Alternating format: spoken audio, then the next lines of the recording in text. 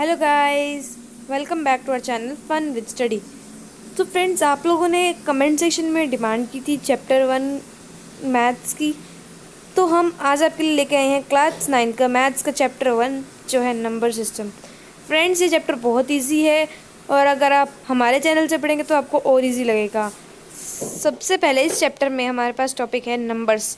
ये हमने पहले क्लासेस में पढ़ा है। अब हम पढ़ेंगे इनके बेसिकली टू डिवीजन है, रियल नंबर्स और imaginary numbers. Friends, real numbers वो होते हैं जो हम पढ़ते हैं, इमेजिनरी नंबर्स वो होते हैं जिन्हें हम इमेजिन करते हैं, जैसे कि अंडर रूट -3। अब अगर आप इसको सॉल्व करें तो आपको नहीं पता क्या आएगा, तो ऐसे नंबर्स को हम कहते हैं इमेजिनरी नंबर्स। इमेजिनरी नंबर्स के बारे में हम 11th और 12th में पढ़ेंगे। बाकी अभी हम पढ़ते हैं, इस क्लास में हमारे पास सिर्फ रियल नंबर्स हैं। तो फ्रेंड्स, रियल नंबर्स जो हैं वो सिर्फ 2 टाइप्स के होते हैं, इरेशनल और रैशनल नंबर्स। इरेशनल के बारे में अभी हम थोड़ी देर में इसी वीडियो में बात करेंगे। इससे पहले हम पढ़ते हैं रैशनल नंबर्स। रैशनल नंबर्स के अंदर 3 कैटेगरी है, सब divided into 3 categories: integers, whole number and natural number. Rational number वो नंबर्स होते हैं जिन्हें हम p/q फॉर्म में एक्सप्रेस कर सकते हैं, लेकिन इसकी एक कंडीशन है और वो कंडीशन है कि q जो डिनोमिनेटर है वो 0 के इक्वल नहीं हो सकता। So friend, integers, whole number, natural number, ये सारे के सारे रैशनल नंबर होते हैं। ऑल इंटीजर्स आर रैशनल और whole numbers are irrational. All natural number are rational. अब नेचुरल नंबर क्या होते हैं? Natural number includes all the positive numbers. Natural number के अंदर सारे पॉजिटिव नंबर्स आते हैं। पॉजिटिव नंबर्स मतलब 1 2 3 4, इसमें ज़ीरो इंक्लूड नहीं होता। और होल नंबर में ज़ीरो भी इंक्लूड होता है पॉजिटिव के साथ। सारे नेचुरल नंबर होल नंबर हैं और सारे होल नंबर इंटीजर्स हैं, क्योंकि इंटीजर्स होते हैं positive plus, integers include positive plus zero plus negative numbers. ये सारे नंबर्स रैशनल होते हैं और होल नंबर, सारे होल नंबर इंटीजर्स होते हैं, क्योंकि इंटीजर्स के अंदर पॉजिटिव भी आ गया, ज़ीरो भी आ गया। सारे नेचुरल नंबर भी इंटीजर्स होते हैं क्योंकि इसके अंदर पॉजिटिव नंबर्स आते हैं। अब फ्रेंड्स, अगले टॉपिक पे चलते हैं। 2 रैशनल नंबर के बीच में हमारे पास इनफाइनाइट नंबर्स होते हैं, मतलब अनगिनत नंबर होते हैं। और 2 इरेशनल के बीच में भी इनफाइनाइट नंबर्स होते हैं। अब देखते हैं रैशनल का एग्जांपल। इरेशनल का जब हम टॉपिक पढ़ेंगे तब देखेंगे। Rational number, find 5 rational number between 7/3 and 4/5। इन दोनों के बीच में इनफाइनाइट नंबर्स हैं, हमें पता है क्योंकि अभी हमने पढ़ा। तो इससे हम कैसे फाइंड करेंगे? सबसे पहले हमें इसका एलसीएम लेके इनके डिनोमिनेटर कॉमन करने होंगे। इसका एलसीएम लिया हमने 3 और 5 का, 15 आ गया हमारे पास। 15 एलसीएम लेके अब हम इनके डिनोमिनेटर्स इक्वल करेंगे। 3 5 = 15, 3 5 = 15, 7 5 = 35 अपॉन 15, 5 3 = 15, 4 3 = 12 अपॉन 15। अब हम इसके अंदर 5 रैशनल नंबर आराम से ढूंढ सकते हैं, जैसे कि 13/15, 14/15। ऐसे क्वेश्चन के हिसाब से हमें जितने रैशनल नंबर पूछे हों 2 नंबर्स के बीच में, हम उतने लिख सकते हैं। तो फ्रेंड्स, ये बड़ा इजी है, लेकिन इसके अंदर एक और एग्जांपल आता है, जैसे कि हमें फाइंड करने हैं 13/15 और 12/15 के बीच में 9 रैशनल नंबर फाइंड करने हैं। तो फ्रेंड्स, फर्स्ट स्टेप है हमारा डिनोमिनेटर कॉमन करना। डिनोमिनेटर हमारा कॉमन है 15, तो अब इसे कैसे करें? अब हमें 9 रैशनल नंबर फाइंड करने हैं, बट इसके बीच में तो एक भी नहीं निकलेगा क्योंकि 12 के बाद 13 आता है, हम पॉइंट में नहीं लिखेंगे। तो इसको हम करेंगे मल्टीप्लाई बाय 10। नेक्स्ट नंबर से 9 फाइंड करने, तो 10 से मल्टीप्लाई करेंगे, तो ये हमारे पास आ जाएंगे इक्विवेलेंट फ्रैक्शंस। हम इन्हें बोलते हैं इक्विवेलेंट फ्रैक्शंस। 130/150, 120/150, हमने सिर्फ इसको 10 से मल्टीप्लाई किया है। तो अब हम इनके बीच में 9 रैशनल नंबर आराम से फाइंड कर। ऐसे आपको क्वेश्चन में जितने रैशनल नंबर फाइंड करने हो, आप उसमें +1 करके मल्टीप्लाई करें तो आपके उतने रैशनल नंबर फाइंड हो जाएंगे। अगर आपको 5 रैशनल नंबर फाइंड करना है तो आप 6 से मल्टीप्लाई करें। अब देखते हैं irrational number. Irrational numbers are all the real numbers which are not rational number. Irrational number भी रियल नंबर होते हैं जो रैशनल नंबर नहीं होते। रैशनल नंबर नहीं होते मतलब कि हम उन्हें p/q फॉर्म में एक्सप्रेस नहीं कर सकते। एग्जाम्पल, अंडर रूट 2 पाई 1.414। डॉट्स, ये डॉट्स इसके अंदर इंडिकेट करती है कि इसमें इनफाइनाइट डिजिट्स है, तो हम इन्हें p/q फॉर्म में एक्सप्रेस नहीं कर सकते। अब इसका एग्जांपल देखते हैं इरेशनल नंबर का। Find irrational numbers between 2.435 and 7.58 dot dot dot. Dots indicate infinite number of digits, so irrational. इनके बीच में इरेशनल नंबर फाइंड करना बहुत ईजी है, क्योंकि 2 और 7 के बीच में हमें कोई भी नंबर लिखना है और उसके आगे डॉट्स लगा देने हैं डेसिमल एक्सपेंशन करके। तो क्योंकि डॉट्स लिखी है तो मतलब इनफाइनाइट नंबर ऑफ डिजिट्स है, इनफाइनाइट नंबर ऑफ डिजिट्स है मतलब इरेशनल है। अब यहाँ पे मैंने लिखा है 3.77 dot dot dot dot comma 4.526 dot dot dot dot. ऐसे करके आप जितने मर्जी रैशनल नंबर लिख सकते हो, लेकिन डॉट्स जो है वो लगाना कंपलसरी है, क्योंकि ये इंडिकेट करती है रैशनल। अब देखते हैं रैशनल नंबर को प्लॉट कैसे करते हैं नंबर लाइन पे, क्योंकि रियल नंबर्स वही नंबर होते हैं जिन्हें हम नंबर लाइन पे प्लॉट कर सकते हैं। अब 17/3 को देखते हैं। सबसे पहले इसे प्लॉट करने के लिए सबसे पहले हमें इसे करना होगा मिक्स फ्रैक्शन में कन्वर्ट। 3 5 जा 15 +2, तो ये हो गया हमारा मिक्स फ्रैक्शन में कन्वर्ट। अब हमें नंबर लाइन ड्रॉ करनी है। ये हमने करी नंबर लाइन ड्रॉ। इसके करेंगे अब हम पार्ट्स, इस पे मार्क करेंगे इंटीजर्स। हमने किए 0 1 2 3 4 5 एंड 6। हमें यहाँ पे 5 2/3 प्लॉट करना है, तो इसलिए हमने 5 और 6 के बीच में प्लॉट करना होगा। अब हम नेक्स्ट डिजिट देखते हैं 3 है यहाँ पे, तो हमें इसके 3 पार्ट्स करने होंगे 1 2 एंड 3। अब अगली डिजिट देखते हैं 2, यानी 2/3 हमें सेकंड करना है मार्क। ये हो गया हमारा 5 2/3। रैशनल नंबर को प्लॉट करना बहुत ईजी है, हमें इरेशनल नंबर में थोड़ी डिफिकल्टी होगी। ये हो गया 17/3 हमने प्लॉट कर दिया। ऐसे ही अगर हमारे पास नेगेटिव आई तो हम इंटीजर्स ड्रॉ करके -1 -2 और लेफ़्ट साइड पे जाके हम रैशनल नंबर को प्लॉट कर सकते हैं जिनके आगे नेगेटिव साइन लगाओ। तो इस पॉइंट को हमने मार्क किया 17/3। अब देखते हैं सक्सेसिव मैग्नीफिकेशन। सक्सेसिव मैग्नीफिकेशन मतलब डेसिमल एक्सपेंशन को प्लॉट करना रिप्रेजेंटिंग रियल नंबर्स और नंबर लाइन। ये इस चैप्टर का मुझे सबसे आसान टॉपिक लगता है और है भी। अब इसमें हम प्लॉट करेंगे 5.378। इसे प्लॉट करने के लिए सबसे पहले हम ड्रॉ करेंगे नंबर लाइन 5.378। ये 5 और 6 के बीच में लाई करेगा, तो हम बनाएंगे नंबर लाइन। लेकिन इससे पहले हम देखेंगे डेसिमल एक्सपेंशन के बाद फर्स्ट डिजिट जो है 5.3। अब हमें ड्रॉ करना है 5 और 6 के बीच में 5.3। ये 0 1 2 3 4 5 6। ये 5 पॉइंट बनाया और ये हमने बनाया 6, और ये बन गया हमारा 5.3। अब 5.37 अगली डिजिट देखेंगे हम डेसिमल के बाद। ये हो गया हमारा लाई करेगा 5.30 और 5.40। 37 जो लाई करता है वो 30 और 40 के बीच में लाई करेगा, यानी 5.3 और 5.4 के बीच में। तो ये रहा हमारा 5.3 और ये रहा हमारा 5.4। हमने इसको एक्सपेंड करके दिखाया, तो ये हो गया हमारा 5.3। हम पिक्चर में देखते हैं 5.3 और ये हो गया हमारा 5.4। अब हम 5.37 को प्लॉट करेंगे। 5.31 5.32 5.33 5.34 5.35 5.36 5.37। ये हो गया हमारा 5.37 और ये हो गया 5। अब हम देखते हैं अगली डिजिट डेसिमल के बाद 5.378। अब ये कहाँ पे ये आएगा 5.370 और 5.380। 70 और 80 के बीच में नहीं, 5.370 और 5.380, यानी 5.37 और 5.38 के बीच में। ये हमने प्लॉट कर दिया 5.378। ये मार्क लो। सक्सेसिव मैग्नीफिकेशन में भी इतना ही, लेकिन इसमें एक टॉपिक आता है। अगर आपको दे दिया 5.7 बार, तो आप इनफाइनाइट डिजिट्स होगी उसमें, तो लेकिन आप उसको बाद में एंड कर दोगे 2 डिजिट्स के बाद 8 लगा के। 5.778 नेक्स्ट डिजिट, यही था बस। अब ये होगी हमारी पूरी सक्सेसिव मैग्नीफिकेशन 5.378 की। अब देखते हैं अगला topic, plotting of irrational numbers. Friends, irrational numbers are also real numbers, so they can also be plotted on number line. इसे समझने के लिए हम देखते हैं पाइथागोरस थ्योरम।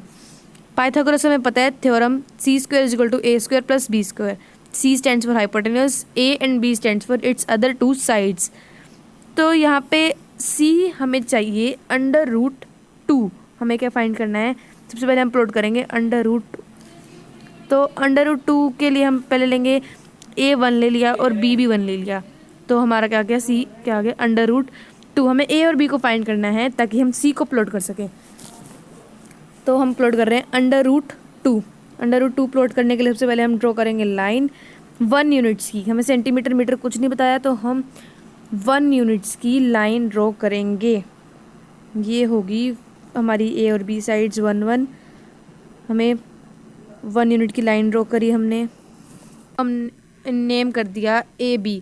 अब हमें B पॉइंट पे 90 डिग्री का एंगल बनाना है विद कंपास, और इसको 1 यूनिट के पॉइंट पे कट कर लेना है कंपास की हेल्प से। 1 यूनिट्स, यूनिट्स का मतलब है हमें एक यूनिट लेनी है, सेंटीमीटर ले लो, मीटर ले लो, इंच ले लो, लेकिन हम इसको एक ही बार चेंज नहीं कर देंगे।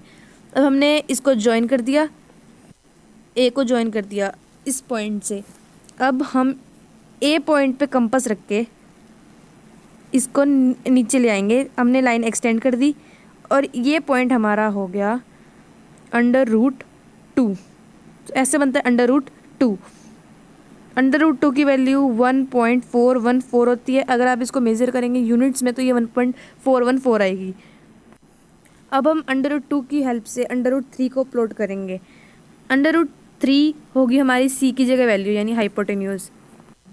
अब हम A और B की वैल्यूज फाइंड करने की कोशिश करेंगे।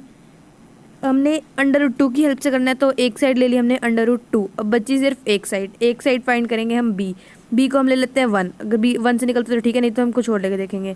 अब 2 + 1 हो गया और ये आगे 3C², तो C की वैल्यू आ गई √3। अब √3 को प्लॉट कैसे करेंगे, √2 को हमने लिया बेस। अब इस पॉइंट पे AC हो गया हमारा √2। अब हम C पॉइंट पे बनाएंगे 90 डिग्री का angle with the help of compass.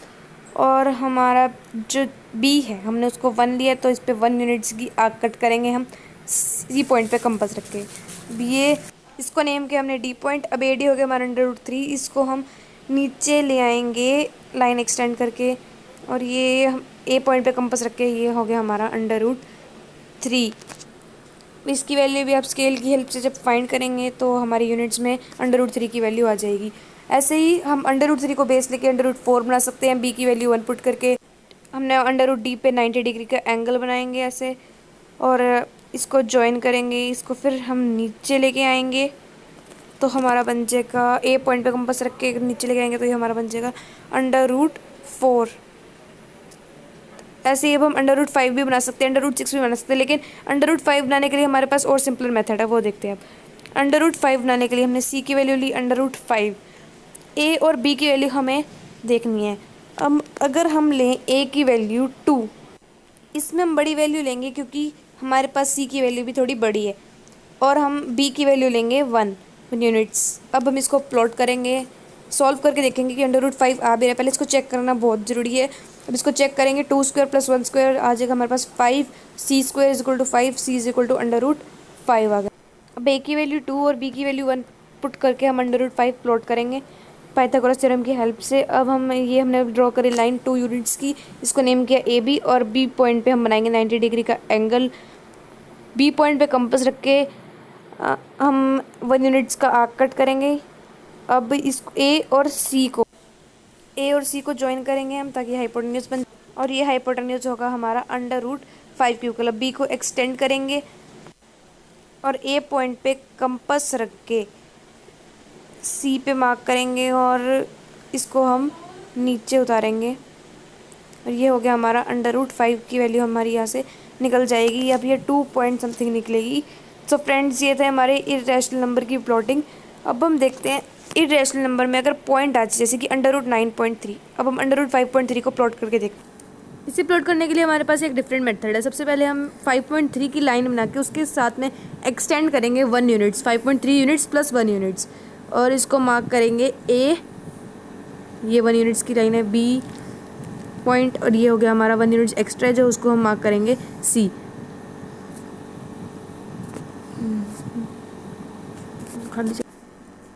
ये हो गया हमारा पॉइंट ए और ये हो गया हमारा पॉइंट सी। अब हमें बी पॉइंट पे 90 डिग्री का एंगल बनाना है with the help of compass और डी। आप एग्ज़ाम टाइम में कंपस से बनाएं तो आपके लिए अच्छा होगा। और इसके बाद हमें AC का परपेंडिकुलर बाइसेक्टर बनाना है। AC का परपेंडिकुलर बाइसेक्टर बनाने के लिए आप C पॉइंट पे कंपस रखें और AC की लेंथ की मोर देन हाफ कंपस खोल के आर्क लगाएं, एक AC के ऊपर और एक AC के नीचे। अब उतनी ही लेंथ की कंपस खोल के A पॉइंट पे रखें और ऊपर वाली आर्क को कट करें और नीचे वाली आर्क को ही।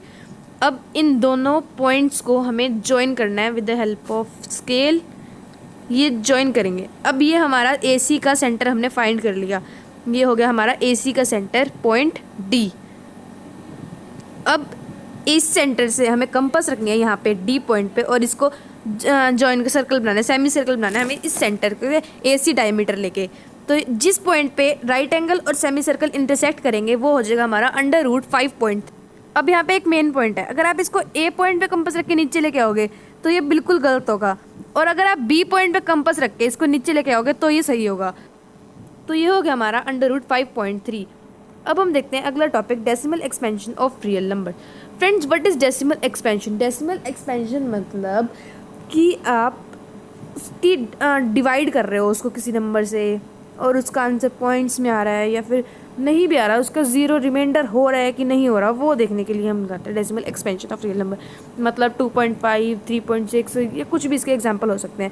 अब डेसिमल एक्सपेंशन के टाइप्स देखते हैं। डेसिमल एक्सपेंशन के 2 टाइप्स हैं बेसिकली, टर्मिनेटिंग और नॉन टर्मिनेटिंग। टर्मिनेटिंग वो होगा जिसका रिमाइंडर 0 आ जाएगा, और नॉन टर्मिनेटिंग वो होगा जिसका रिमाइंडर 0 नहीं आएगा। रिपीटिंग और नॉन रिपीटिंग इसके 2 टाइप्स है। टर्मिनेटिंग और नॉन टर्मिनेटिंग रिपीटिंग रैशनल हो गए, और non terminating non repeating irrational. अब देखते हैं टर्मिनेटिंग डेसिमल क्या होता है। Terminating decimal, a decimal expansion in which the remainder becomes 0। For example 54 divided by 9 is equals to 0। मतलब कि जिसका रिमाइंडर 0 हो जाएगा, रिमाइंडर कभी ना कभी 0 होगा, पॉइंट लगाने के बाद हो चाहे वैसे हो, तो वो होगा हमारा टर्मिनेटिंग डेसिमल। इसका एक इम्पॉर्टेंट पॉइंट है जिससे आप डिसाइड कर पाओगे कि ये टर्मिनेटिंग है या नॉन टर्मिनेटिंग है, वो है 2m5n। मतलब अगर वो टर्मिनेटिंग डेसिमल है तो उसके अगर हम फैक्टर्स देखेंगे तो वो सिर्फ 2 या 5 होंगे, या 2 होगा खाली, या 5 होगा, या दोनों होंगे। इसके अलावा कोई फैक्टर होगा तो वो होगा हमारा non terminating decimal. Terminating decimal is always a rational number, it can be written in p by. Terminating decimal को हम p/q फॉर्म में लिख सकते हैं। अब इसका एक और एग्जांपल देखते हैं और फिर आपको पता लग जाएगा। हम लेते हैं एग्जांपल 22 डिवाइडेड बाय 5। तो इसका अगर हम इसको डिवाइड करेंगे तो आ जाएगा हमारा 4.4। तो ये टर्मिनेटिंग हुआ या नॉन टर्मिनेटिंग? ये हमारे पास हुआ टर्मिनेटिंग, क्योंकि इसका रिमाइंडर 0 बन जाएगा अगर हम 4.4 क्वेश्चन लिखेंगे तो ये था हमारा टर्मिनेटिंग डेसिमल। लेकिन अगर हम इसकी बात करें 20 डिवाइडेड बाई 3, तो ये 6.6666, इसका रिमाइंडर कभी 0 होगा ही नहीं। 6 डिजिट रिपीट हो रही है यहाँ पे, तो हम इसको ऐसे लिखेंगे 6.6 बार। इसके ऊपर एक लाइन डालेंगे, इस लाइन को हम बोलते हैं बार। तो ये नॉन टर्मिनेटिंग होगी क्योंकि इसका रिमाइंडर कभी 0 नहीं हो रहा, ये नॉन टर्मिनेटिंग में आता है। अब हम नॉन टर्मिनेटिंग के और एग्जांपल देखते हैं। नॉन टर्मिनेटिंग डेसिमल मतलब जब हम इसे डिवाइड करेंगे तो पॉइंट के बाद इसके अंदर इनफाइनाइट नंबर ऑफ डिजिट्स आएगी, मतलब हमें पता ही नहीं कितनी डिजिट्स आएंगी, इनफाइनाइट है इसका, तो वो होगा नॉन टर्मिनेटिंग डेसिमल। इसका एग्जांपल लेते हैं 1/3। अगर 3 को इसको हम डिवाइड करेंगे तो आएगा 0.3 बार, यानी 3333 ये रिपीट होएगा। तो ये हमें पता ही नहीं डिजिट्स कब बेंड होएगी, और हम इसके आगे डॉट लगाए थे। ये डॉट इंडिकेट करती है कि इनफाइनाइट नंबर ऑफ डिजिट्स। ये हो गया हमारे पास रैशनल, लेकिन ये हमारे पास रैशनल है, इसको हम कन्वर्ट करना सिखाएंगे अगले वीडियो में। 25/26 0.961538, ये डॉट्स इंडिकेट करती है कि there are infinite number of digits कभी एंड नहीं होगी। और ये डॉट्स से हमें पता लगता है कि ये नॉन टर्मिनेटिंग डेसिमल है, नॉन टर्मिनेटिंग, नॉन रिपीटिंग, और ये इर्रेशनल नंबर है। अगर किसी के आगे ये डॉट्स आ गई तो हम उसे कहेंगे इर्रेशनल नंबर, मतलब जो नॉन टर्मिनेटिंग डेसिमल है वो इर्रेशनल होते हैं। अब अगला टॉपिक रिपीटिंग डेसिमल। रिपीटिंग 0.555 बार 5/9। अगर 5 डिवाइड करेंगे हम 9 से तो 0.5 बार आएगा, तो ये रिपीट हो रही है तो हम इसको लिखेंगे 0.5 बार। इसके ऊपर हम लगाएंगे एक लाइन, इसको हम बोलते हैं बार। अब इस 0.5 बार को हम फ्रैक्शन में पी बाई क्यू फॉर्म में क्यू कैसे कन्वर्ट करें, ये तो रैशनल है, ये पी बाई क्यू के फॉर्म में कन्वर्ट हो जाएगा। तो ये हम देखेंगे पार्ट 2 में। नॉन टर्मिनेटिंग नॉन रिपीटिंग का एग्जाम्पल होते हैं अंडर रूट्स। पर अंडर रूट की 4 वैल्यू आ गई 2, तो वो रैशनल है। इसको जब हम डिवाइड करते हैं तो हमारे पास ये आता है, ये कभी एंड नहीं हो रहा। 1 अंडर रूट 2 की वैल्यू 1.4142, तो हम डॉट डॉट डॉट लगा के इसको छोड़ देते हैं। इससे हमें पता लगता है कि ये इररेशनल है।